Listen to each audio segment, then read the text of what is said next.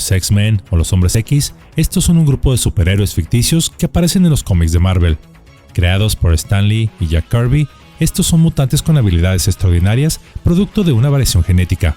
Liderados por el profesor Charles Xavier, buscan coexistir pacíficamente con la humanidad mientras luchan contra amenazas mutantes y enfrentan la discriminación hacia su propia especie. Todo, por supuesto, es ciencia ficción. O quizá no. Hoy les hablaré de Joaquín Velázquez, un joven mexicano que aparentemente poseía capacidades mentales extraordinarias, pues tan solo con la voluntad del poder de su mente lograba que lo que deseara se hiciera realidad. Es por eso que Yolo Camotes tiene el misterioso placer de traerles el día de hoy X-Men entre nosotros, la fascinante historia de Joaquín Velázquez. La telequinesis, también conocida como psicoquinesis, se sumerge en el reino de la capacidad de la mente para influir en objetos físicos. Derivada de las palabras griegas para mente y movimiento, esta implica la aparente producción de movimientos en objetos sin contacto físico o alguna fuerza externa conocida. Aunque la telequinesis a menudo cautiva nuestra imaginación y ha sido un tema recurrente en la ficción, por muchos años la evidencia científica era escasa, y apenas hace relativamente poco se comienza a dar validez a la misma. Teorías recientes en la física cuántica sugieren la posibilidad de que tales habilidades sean reales. La naturaleza interconectada de todos los objetos existentes en el universo forman una red unificada.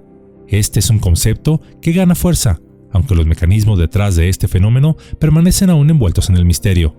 Es decir, todos y cada uno de los objetos que existen, visibles e invisibles, estamos en realidad conectados por una red invisible que los científicos no han podido explicar. Es aquí donde ingresa Joaquín Velázquez, niño mexicano originario de la Ciudad de México, cuyo caso fue documentado en el año de 1938. Ello según informó el renombrado periódico La Prensa. Este caso conmocionó en su tiempo a una incrédula comunidad científica. Los informes detallaban que la mera presencia de Joaquín hacía que se apagaran los focos, que los muebles se moviesen por sí mismos y que las piedras levitaran. Incluso con solo pensarlo, Joaquín literalmente hacía que cayera dinero del cielo, pues comenzaban a llover monedas. Cualquier cosa que pensaba se tornaba realidad.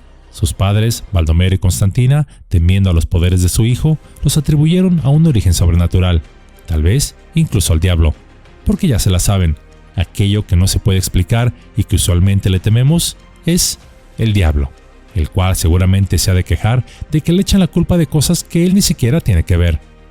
Investigando este enigmático caso estaba el periodista Miguel Gil, quien entrevistó a la familia y fue testigo personal de los eventos peculiares en el hogar de Joaquín. Sus padres habían recurrido a quien pudiese ayudarles, solicitando auxilio al arzobispo de la Ciudad de México, el cual los envió con un sacerdote jesuita, el cual, además de ser un hombre de mente abierta, también era amigo personal de Harry Houdini, uno de los mejores escapistas de la historia y que además era respetado por la comunidad científica por desenmascarar espiritistas y mediums charlatanes. El sacerdote jesuita también traía la misma escuela, es decir, gustaba de desenmascarar charlatanes. El jesuita acudió al domicilio de los padres con toda la intención de desenmascarar el fraude, pero el sacerdote, al solo comenzar, sintió como que se le mancillaba su ropa interior, cuando vio al joven estirar su brazo y con su mano comenzó a mover objetos en el aire sin que hubiera nada de por medio. Al sacerdote solo le temblaban las piernas, pero el joven no era un malvado brujo, algún poseído por el demonio o peor aún, algún político aspirante a alguna candidatura pública. Simplemente era una persona como todos nosotros, pero que al parecer había nacido con un don especial. Y así se lo hizo saber el jesuita a los padres de Joaquín, diciéndoles: Dios en ocasiones escoge a personas para mostrar su gloria. Aún así, este sacerdote enviaría a Joaquín con el famoso doctor de la época, Ángel Quevedo Mendizábal, quien también sintió como que se le bajaba la presión, y no por haber comido tacos de tripa en algún puesto callejero, sino porque en cuanto Joaquín ingresó al consultorio, comenzaron a moverse las bancas y los ceniceros por sí mismos. Al presenciar esto, el doctor Quevedo, presa del temor, le dijo a Joaquín, en lo que parecería ser una sospechosa excusa, ustedes juzgarán, que le disculpara, que no podía atenderlo porque olvidó que había dejado pintura secando en la pared de su casa y que tenía que ir a verla de manera urgente, saliendo huyendo, casi tropezando, del consultorio. Tras la cobertura en los periódicos, se desató un fenómeno que se ha visto en muchos casos similares. Multitudes de personas se dirigieron a la residencia de Joaquín buscando su ayuda para diversos propósitos.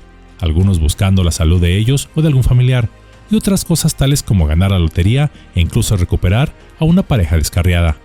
La gente comenzó a llamarle de distintas maneras, pero entre ellas estaba la del pequeño Aladino, en referencia a la lámpara maravillosa donde el genio que habitaba dentro de la misma podía conceder cualquier deseo a quien la poseyera. Joaquín no negaba sus favores a nadie, pero solo gustaba de sanar a personas enfermas o a quienes tenían alguna carencia económica que impedía tratar su salud, tales como una cirugía o medicamentos costosos. A estos últimos, aparentemente de la nada, Joaquín sustraía monedas de sus bolsos lo suficiente para que pagaran por lo que ellos necesitaran. Al preguntársele de dónde obtenía sus poderes, el mismo Joaquín decía que no lo sabía, pero lo tomaba con tanta tranquilidad como para quien es normal cantar o silbar. Lo más significativo fue que Joaquín captó el interés de las principales autoridades en salud física y mental de la época, la Academia Nacional de Medicina. Durante varios días, los principales médicos de la Academia, Enrique O. Aragón, Ignacio González Guzmán, Samuel Ramírez Moreno, Leopoldo Salazar Viniegra, Ramón Pardo, Fernando Carranza, José Joaquín Izquierdo y Alfredo Milán, director del Manicomio General, mantuvieron extensas conversaciones sobre los supuestos poderes de telequinesis del joven Joaquín. La discusión entre los médicos se volvió polarizada y culminó en un conflicto, ya que mientras algunos afirmaban que se trataba de un fraude en el que no solo estaba involucrado el menor, sino también el resto de su familia, otros sostenían que estaban ante un caso legítimo que merecía una investigación exhaustiva. La idea de atraer objetos inanimados solo con la voluntad es un completo absurdo. Solo pensar en ello, expresó Ramón Pardo durante una de las discusiones. Mientras tanto, Enrique O. Aragón señaló que lo verdaderamente absurdo era creer que el niño era un estafador, ya que jamás mostró intenciones de lucrar, y resultaba imposible que pudiera mover el mobiliario de tantos lugares distintos cuando ni siquiera conocía a las personas donde esto había sucedido. No obstante, sin pruebas tangibles, los científicos optaron por cerrar el caso de manera definitiva, dejando al niño catalogado como un impostor más, porque bueno, lo más fácil cuando algo no tiene respuesta es decir que es falso. Joaquín, o mejor dicho sus padres, cansados de la atención mediática, así como del acoso de millares de personas que acudían a su casa buscando alivio a sus males, e incluso recibiendo amenazas de muerte de quienes decían que sus poderes eran del diablo, un día, en medio de la noche, empacaron sus cosas y salieron de la Ciudad de México con rumbo desconocido. Y durante muchos años, de hecho, casi para siempre, el público no supo jamás de él. El caso de Joaquín Velázquez, un verdadero X-Men, se erige como uno de los más raros incidentes documentados públicamente de telequinesis en el mundo. Pero la historia de él, o mejor dicho, algo que reivindicaría si todo fue falso o no, no terminan aquí, pues su historia no hubiese pasado de ser un relato más de misterio de nuestro México mágico, a no ser por acontecimientos que se darían años después. Transcurrirían muchas décadas más, pero en otro país, los Estados Unidos, así como muchos millones de dólares en investigación para que los resultados de experimentos secretos militares llevados a cabo por el Instituto Monroe en el estado de Virginia, instituto que en aquel entonces no era de acceso público, a través del llamado proyecto Stargate, que se daría validez a esta clase de manifestaciones, como las que Joaquín realizaba, donde bajo estricta supervisión y control científico se logró entrenar a soldados del ejército para que estos desarrollaran la capacidad de poder realizar toda clase de fenómenos que se considerarían aún hoy en día desafiantes de la física, llevando a cabo varias misiones encubiertas que aún hasta hoy en día están clasificadas. No obstante, la existencia de este proyecto y sus conclusiones finales sí fueron desclasificadas, ello apenas hace unos años, reivindicando en cierta forma las capacidades del joven Joaquín. Esto aunque fuese ya muchos años después. Y por cierto, algo que muchos reportajes no hablan o muy pocos lo hicieron, ¿qué sucedió con Joaquín? Muchos dicen que desapareció, pero de buena fuente sabemos que él continuó con su vida, alejado de los reflectores y de la fama repentina que sus habilidades le otorgaron. Prefirió mantener sus habilidades anónimas, caminó entre los hombres por muchos años más, haciendo el bien de manera discreta, jamás revelando su verdadera naturaleza. Crecería casi como un adolescente normal, con problemas y triunfos. Se graduaría como ingeniero mecánico y más tarde encontraría el amor de una buena mujer, la cual aceptó lo que él era. Ambos se casaron y con ella tuvo varios hijos. Javier apenas dejó este mundo hace muy poco, cuando cumpliría los 100 años de edad. Murió no de enfermedad, simplemente era ya su tiempo, y tras una vida llena de logros y satisfacciones, se fue una noche a dormir diciendo que sentía que ya no despertaría en este mundo, pero que sí en otro. Javier vivió como siempre quiso vivir, pero lo más importante, vivió sirviendo hasta el último de sus días a los demás. Pero, ¿qué hay de sus poderes? Algunos se preguntarán, ¿acaso era un mutante, un ser de otro mundo, alguien muy especial? En realidad, sí, alguien muy especial. Pero así como Joaquín, todos los seres humanos tenemos la capacidad de acceder a un nivel superior de conciencia, el cual se encuentra más allá de los sentidos físicos. Este nivel de conciencia, a lo cual podemos llamarle el ser superior, sería la fuente de nuestros llamados poderes mentales, y los cuales incluirían la telepatía, la clarividencia, la clariaudiencia y la precognición. Muchos de los llamados milagros llevados a cabo en la historia humana no fueron más que el uso de estas facultades por personas que alcanzaron un elevado nivel de conciencia. Los poderes mentales no son magia, no son solamente divinos, son una parte natural de la condición humana. Estos están latentes en la mayoría de los seres humanos. Se dice que para desarrollarlos es necesario cultivar una mente abierta y receptiva, practicar la meditación, la oración y la autoconciencia. Asimismo, estos poderes, como toda herramienta, pueden ser usados para el bien o para el mal.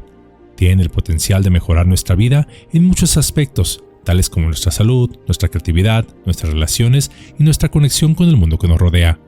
O también pueden ser usados para manipular a los demás, para dañarlos e incluso para destruirlos. El mal uso de estas facultades pueden conducir a la autodestrucción, pues cuando una persona usa sus habilidades físicas y mentales para el mal, está distorsionando su propia energía y su propio ser, lo cual conducirá a un desequilibrio emocional y espiritual que traerá más rápidamente la enfermedad o a la muerte. Quizá por ello, y dado el nivel espiritual de esta época, esas capacidades es mejor que permanezcan aún dormidas, ya que imaginemos por un momento qué podrían hacer personas sin escrúpulos con un poder infinito. Pero, ¿cómo evitar su mal uso? Una de las maneras es desarrollar un fuerte sentido de ética y moral, ser consciente de las propias intenciones y motivaciones. Si una persona tiene la intención de usar sus poderes para el bien, es menos probable que los use para el mal. Usemos nuestros poderes físicos y mentales para ayudar a los demás, ya que cuando una persona usa su energía para el bien, está contribuyendo a un mundo mejor, pues al elevar a los demás, nos elevamos a nosotros mismos. Son estos poderes los que repentinamente sanan a una persona de un supuesto cáncer incurable, del que logran algo que parecía a los ojos de todos imposible, menos para el que creía en sí mismo. Son los que permitieron a Pedro, aunque sea por un momento, caminar sobre el agua hasta que dejó de creer en sí mismo y se hundió. Pero también son los poderes que han encumbrado sus puestos de poder a políticos corruptos o criminales que tanto daño hicieron y han hecho a sus pueblos, cuando estos acudieron a brujos o hechiceros que invocaron a fuerzas no positivas para lograr lo que desearan. Y esto último no es cuento, es historia, aunque no precisamente la que se cuenta en las aulas de clases. Personalmente creo que la mente es como un jardín, lo que siembras, cosechas. Cultiva pensamientos negativos y solo crecerán las malas hierbas que ahogan la belleza del paisaje mental. En cambio, si decides cultivar pensamientos positivos, verás florecer una hermosa realidad llena de colores vibrantes y fragancias embriagadoras. Cada pensamiento es una semilla que plantamos en suelo fértil de nuestra conciencia. Los pensamientos negativos son como semillas de maleza, listas para invadir y eclipsar la luz de la esperanza. Al permitir que estos tomen raíz, creamos un entorno propicio para el pesimismo, la ansiedad y la insatisfacción. Quien solo alimenta su mente de malas noticias, de chismes, de desgracias, de mentiras y engaños, solo podrá generar más pensamientos negativos. ¿No me creen? Hagan la prueba. Al levantarse todos los días, observen cómo su mente está clara, positiva, atenta, pero en cuanto se empapan de las noticias del día, que suelen solo hablar de negatividad, nuestro estado de humor y nuestros pensamientos también se ensombrecen. Por supuesto, no se trata de tapar el sol con un dedo, y el mal debe reconocerse que existe y hacer algo al respecto. Pero, por otro lado, cuando elegimos sembrar semillas de pensamientos positivos, nutrimos el suelo de nuestra mente con optimismo y gratitud. Estas semillas crecen en plantas fuertes y resistentes que nos ofrecen frutos de alegría, éxito y bienestar. Cultivar pensamientos positivos impulsa la autoconfianza y nos permite enfrentar los desafíos con una mentalidad resiliente. Un pensamiento positivo bien aplicado siempre tendrá más fuerza y poder que un tanque de guerra. Asimismo, es fundamental recordar que el proceso de cultivar un jardín mental saludable requiere paciencia y cuidado continuo. Nadie logrará ser mejor de la noche a la mañana y mucho menos hacer un poco como Joaquín en un abrir y cerrar de ojos. La atención plena y la autoobservación son herramientas esenciales para eliminar las malas hierbas de la negatividad que intentan infiltrar nuestra vida. Pues así como un jardinero cuidadoso poda las ramas muertas para fomentar un crecimiento saludable, debemos ser conscientes de nuestros pensamientos y eliminar aquellos que no contribuyen a nuestro bienestar. En este proceso, la autenticidad y la aceptación juegan un papel crucial, permitiéndonos abrazar nuestras experiencias y aprender de cada temporada en nuestro jardín mental. Finalmente, y les agradezco a quienes llegaron hasta este punto, creo que el mayor poder que tenemos, como si fuésemos modernos hombres X, es precisamente nuestra mente, pues esta es el pincel con el que plasmamos la obra maestra de nuestra realidad.